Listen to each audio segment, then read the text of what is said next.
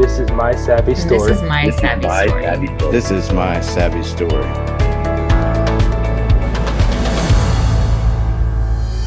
Presented by Seven Figure Flipping.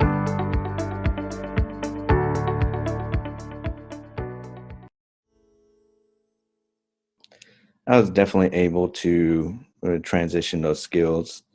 I think a lot of the research that I did, not only on the terminology and how it is equivalent to our military career, but I think just in general, we do have some of the leadership schools. Skills. We have everything it takes to be a CEO in some aspects. That I kind of had to tone it down a bit. I remember being in some meetings at New York Life and kind of trying to relate it to things that I would experience in the military. So when we have these weekly meetings, I would equate them to like a meeting with the commander. This is the overall site picture for the mission, and kind of converting it to that career in New York Life, and saying this is what my boss has a vision of where the company needs to go. And a lot of things do translate over. I think we just have to take the time to research it and know that, even though you might be overqualified, or somebody might tell you in an interview, you're not qualified based off of them having a lack of understanding of, what you've done, and maybe not us, maybe being able to articulate it well enough to have it equate. That's definitely a challenge. I think so. I think transitioning my in the military, from being a medic, medicine is pretty much medicine. Military medicine still uses civilian credentialing agencies, whether it's the Joint Commission or, CPA and other credentialing resources, CPA, certified pathology, and things of that nature. So I felt like I was prepared in that regard to transition out of the military. I was not able to translate my military experience into civilian skills at that time because my level of understanding of how to do that was extremely limited.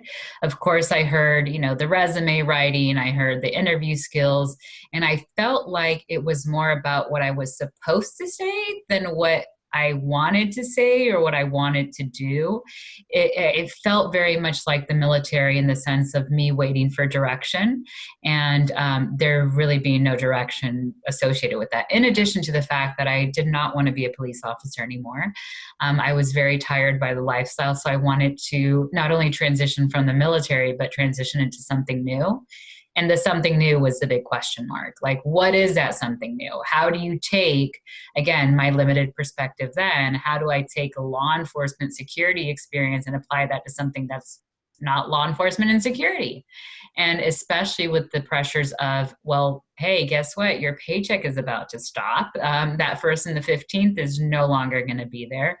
So now the dream job, the dream career that's already complicated to try to figure out becomes completely irrelevant because you just need to get a job. Like, you just need to be able to survive.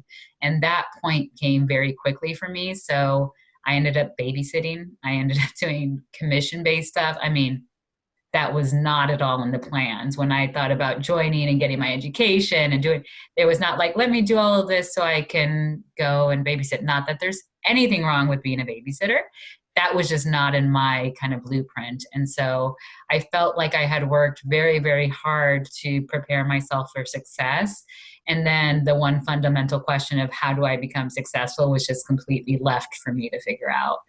And I didn't know where to start. So.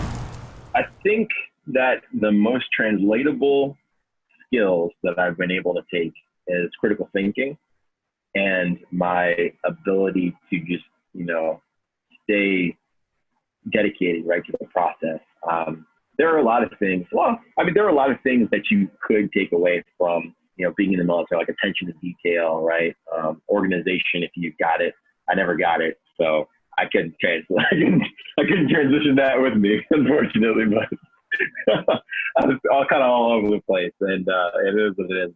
But yeah, the biggest things that I took from my experience in the military that I kind of grown with was critical thinking for sure, and the ability to kind of stay committed to the mission. Focus is always a hard thing for anyone who's an entrepreneur, right? There's so many shiny objects around, but commitment, right, over the long term, no matter how long it takes you to get there, like that for sure. I definitely took with that. So. Oh, and before I forget, actually, the ability to assess risk, that I absolutely took with me, because I mean, being an officer for sure, you have to think and plan ahead, and you have to understand all the different factors that you can experience in an op before you go into it, and then you have to brief that to your guys. But just being in the service in general, right, enlisted officer or whoever, right, that there are procedures that you have to practice over and over again to make sure that you can handle a situation should it arise. And then you understand the steps before that to even know where that's going, so you can try and mitigate it, right? So mitigating and assessing risk is a huge skill that I took with me as well. And that absolutely translates into success, for sure.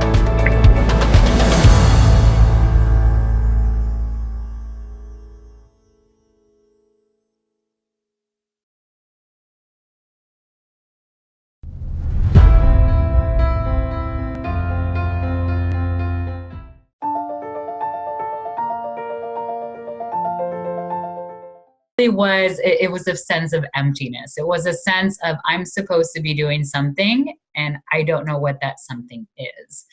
And so I really felt like it was a journey that I was on with no real endpoint in sight and no real final destination. And being so objective oriented, that was a really hard thing for me to kind of grasp my mind around. Now, I had the very fortunate luck of working with an individual that was my representative through the VA claims process and was leaving his position, which created an opportunity for me to A, not only get a job, but B, be able to be of service, which I was already naturally inclined to do anyways.